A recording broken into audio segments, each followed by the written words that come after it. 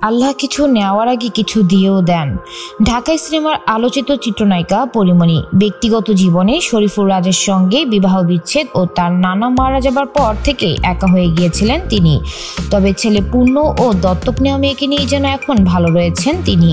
সামাজিক যোগাযোগ মাধ্যমে পোস্ট দিয়ে ভক্ত অনুরাগীদের বিষয়টি জানিয়েছেন। পোস্ট দিয়ে পরীমণি জানান যে আল্লাহ কিছু নেওয়ার আগে কিছু দিয়েও দেন। আবেগঘন পোস্ট দিয়ে তিনি লিখেছেন, আমি শুধু ভাবি আমার বাচ্চারা না থাকলে আমি কি সত্যি এতটা গুছিয়ে বাঁচতে পারতাম জীবনে।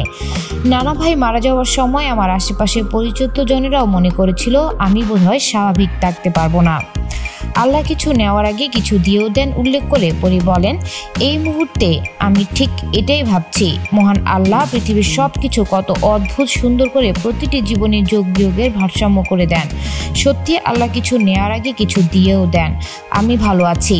সেই পোস্টের কমেন্ট বক্সে এক নেটিজন লিখেছেন, হ্যাঁ পরি আপু, তুমি ঠিকই বলেছ, ছেলে মেয়েদের থেকে কোনো কিছু ইম্পর্টেন্ট না। যদি পাশের ছেলে মেয়ে থাকা একটা অন্যরকম একটা অনুভূতি, যেই অনুভূতি পৃথিবীতে আর কোনো কিছুতেই নেই। আরেকজনের কথায়, বাচ্চারাই একটা মেয়ের জীবনের শক্তি, সেই শক্তি দিয়ে একটা মেয়ে জীবনে অনেক দূর একা যেতে পারে।